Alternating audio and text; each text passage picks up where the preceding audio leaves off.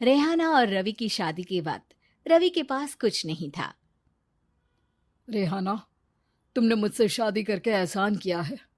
मुझसे ज्यादा तो तुम कमाती हो।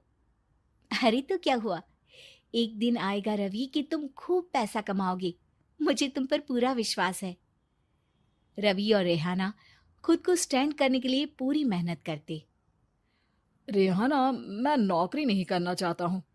तो कोई बात नहीं, मैं नौकरी करके घर चलाती हूँ, तुम बिजनेस सेट करने की कोशिश करो। एक दिन रेहाना, तुम जानती हो, मैंने जो विज्ञापन बनाने वाली कंपनी खोली थी ना, उसे बड़ी ब्रांड का ऑफर आया है। अब हम लोगों के दिन ब्यारे न्यारे हो गए हैं। मैं जानती थी रवि कि एक दिन तुम सेटल हो जाओगे। रवि का काम अच्छा चल जाता है। एक दिन वो रेहाना से कहता है, रेहाना, अब हम लोगों का बच्चा भी हो गया है। बहुत छोटा है वो। उसका ख्याल कैसे रखेंगे हम?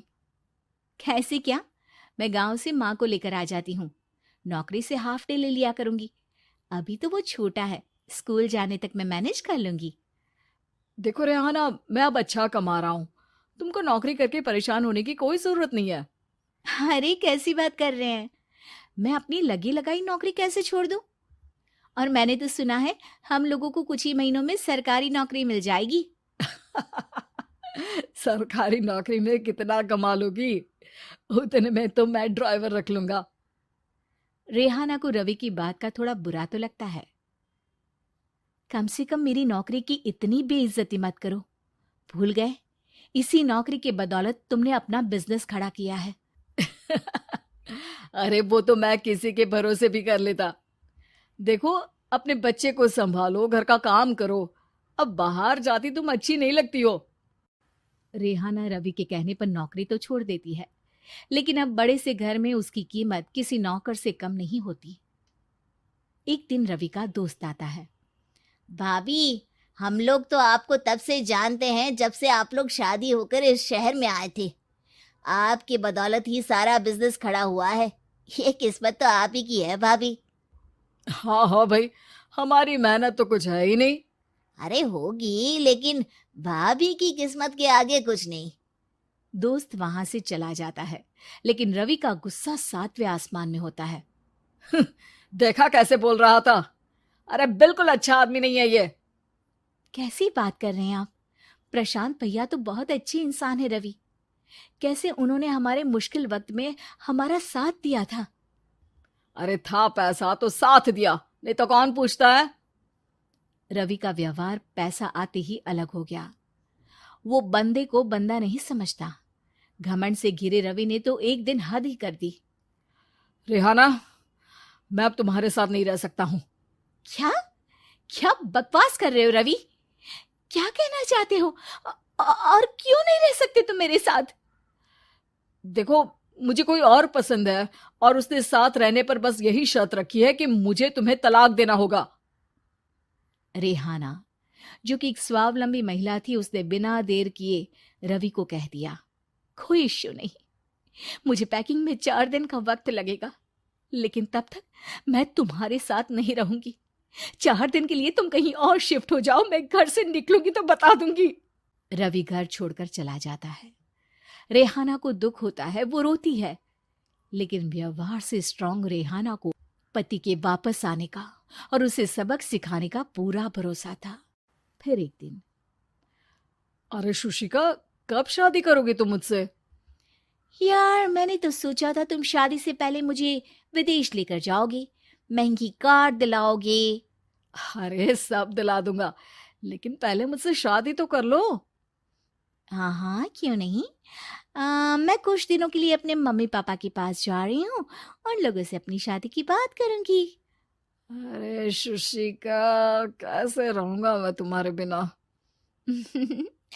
अब तो शादी ही होने वाली है हम लोगों की। शुशिका रवि को छोड़कर चली जाती है। रवि घर आता है, जहां रेहाना को ना पाकर उसे सब अजीब लगता है। घर तो रेहाना के बिना कुछ नहीं है। बच्चे की याद भी आ रही है। चलो एक वीडियो कॉल कर लेता हूँ। रवि रेहाना को वीडियो कॉल करता है, लेकिन रेहाना फोन नहीं उठाती। रात को सोते वक्त मन कर रहा है मुन्ने को गले लगा लूं। चलो कोई ना, शुशिका से शादी के बाद मेरे और भी बच्चे होंगे। अगले दिन रवि ऑफिस जाता है, जहां टीना खड़ी होती है। सर, आपने अपने नए ऐड के लिए मॉडल की रिक्वायरमेंट डाली थी ना, मैं उसी के लिए आई हूँ। रवि टीना को देखकर खुश हो जाता है। अब शादी हो गई है तुम्हारी? नहीं सर, बस अच्छा सा हैंडसम और अमीर लड़का देख रहे हैं मेरे मम्मी पापा। रवि के दिमाग से तो टीना को देखकर शुशिका का ख्याल भी खत्म हो जाता है। अरे यार, ये लड़की मिल जाए कितनी सुंदर है। शुशिका तो इसके आगे कुछ नहीं है। आ, अब क्या तुम्हें ऐसा नहीं लगता कि मुझसे मिलकर तुम्हारी ये खोज खत्म हो गई है? आप ना, आप तो 2 बच्चों की पापा लग रहे हैं। अरे नहीं नहीं, मेरी शादी तो हुई थी, लेकिन बीवी को किसी और से प्यार था, मुझे छोड़कर चली गई।